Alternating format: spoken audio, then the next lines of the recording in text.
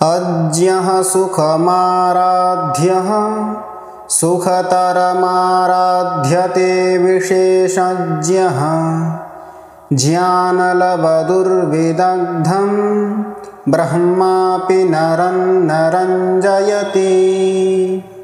इस श्लोक का अर्थ यह है कि अज्ञानी को सरलता से समझाया जा सकता है, विशेषज्ञ को यानी ज्ञानी को और भी सरलता से समझाया जा सकता है, किंतु ज्ञान का लेश मात्र प्राप्त कर स्वयं को विद्वान मानने वाले उस व्यक्ति को तो ब्रह्मा भी प्रसन्न नहीं कर सकता है।